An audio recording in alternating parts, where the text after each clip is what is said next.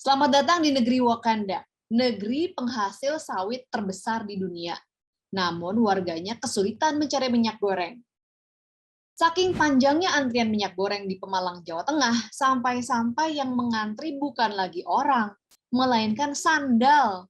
Sudah antri berjam-jam, tetap saja kehabisan, bahkan ada sandal yang hilang. Nasib minyak gorengnya tidak dapat, sandalnya pun raib.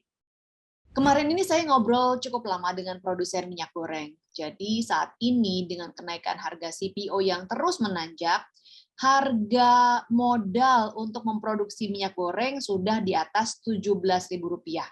Kalau ditambahkan dengan biaya pengepakan dan juga biaya distribusi, maka harga yang sampai di tangan konsumen itu paling tidak Rp23.000 per liter. Jadi, dengan penetapan harga eceran tertinggi saat ini sebesar Rp14.000 per liter, para produsen ini sudah pasti jual rugi. Sempat sih ada kompensasi dari pemerintah untuk meringankan kerugian produsen. Namun bantuan itu hanya berlangsung 2 minggu. Setelah itu, produsen harus menanggung sendiri kerugian karena menjual minyak goreng di bawah ongkos produksi. Untuk memastikan stok di pasaran cukup, para produsen ini juga berkomitmen menggelontorkan 20 juta liter minyak goreng per hari. Oleh karena itu, saya mau menyampaikan apresiasi kepada para produsen yang telah rela menanggung kerugian puluhan sampai ratusan miliar rupiah per hari. Anda ini punya rasa nasionalisme yang tinggi. Balik lagi soal kelangkaan minyak goreng.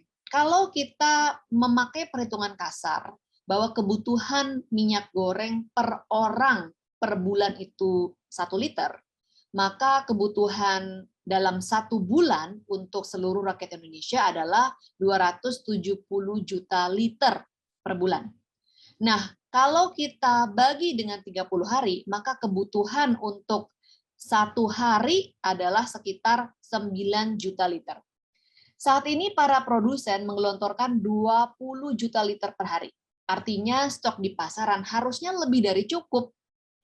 Terus kenapa dong minyak goreng masih saja langka di pasaran? Kalau pasokan cukup, maka masalahnya harusnya ada di saluran distribusi. Coba kita lihat platform online seperti Tokopedia dan Shopee. Hingga saat ini masih kita temukan banyak sekali yang menjual minyak goreng dengan harga di atas harga eceran tertinggi Rp14.000 per liter yang ditetapkan oleh pemerintah. Kalau saya lihat nih, ada yang jual mulai dari harga Rp16.500 per liter sampai yang Rp30.000 per liter juga ada. Ini artinya banyak yang memanfaatkan situasi untuk mengambil keuntungan pribadi. Kebijakan satu harga yang ditetapkan Menteri Perdagangan telah membuka celah. Orang biasa pun akan tergiur untuk membeli dengan harga Rp14.000, lalu jual lagi dengan harga tinggi. Toh dijual dengan harga tinggi pun banyak yang cari, karena psikologi masa saat ini sedang panik buying. Sayangnya, Menteri Perdagangan kok tidak becus ya menindak mereka-mereka yang mengambil keuntungan dengan cara seperti ini. Kan bisa saja melakukan pemblokiran terhadap penjualan minyak goreng setidaknya sampai Lebaran selesai. Atau kalau mau sedikit lebih repot, Kementerian Perdagangan bisa koordinasi dengan platform-platform online agar bisa mencegah penjualan minyak goreng dengan harga di atas Rp14.000 per liter. Berkaca dari kasus FPI, sebelumnya di online market banyak yang menjual merchandise FPI seperti kaos, topi, dan juga emblem. Namun setelah dinyatakan terlarang, pemerintah bisa tuh menertibkan penjualan aneka atribut FPI di platform-platform online. Logikanya kalau memang mau, bisa saja penertiban penjualan minyak goreng dilakukan di platform online juga. Tidak sekedar himbauan tanpa sanksi yang jelas. Selanjutnya soal kebocoran minyak goreng ke industri. Saat ini harga minyak goreng untuk industri Rp20.000 per liter.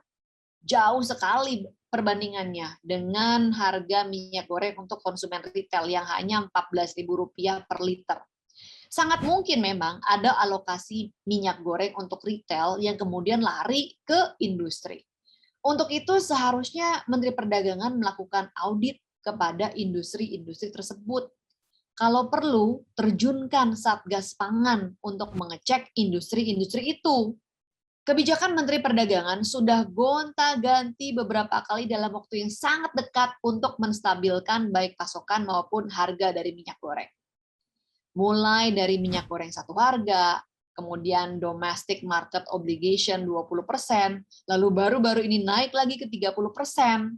Produksi CPO kita itu sebenarnya masih sangat cukup untuk mengcover kebutuhan pangan dan juga biodiesel. Sudahlah Pak Menteri, jangan diubah-ubah terus aturannya. Lebih baik Pak Menteri ini fokus saja mengurusi saluran distribusi minyak goreng. Tindak tegas mereka yang masih menjual di atas harga Rp14.000 per liter. Lalu lakukan audit kepada industri-industri yang masih menggunakan minyak goreng sebagai bahan bakunya. Kita jangan terus-menerus suuzon dengan produsen, dengan tuduhan kartel lah, penimbunan lah. Mereka ini sudah bagus mau menjual di bawah ongkos produksinya. Sudah jual rugi, masih dituduh ini itu pula.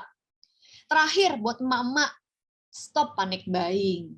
Beli seperlunya saja, supaya tetangga kanan dan kiri bisa tetap kebagian minyak goreng. Kita berjumpa lagi dalam Sis Grace on Mic selanjutnya.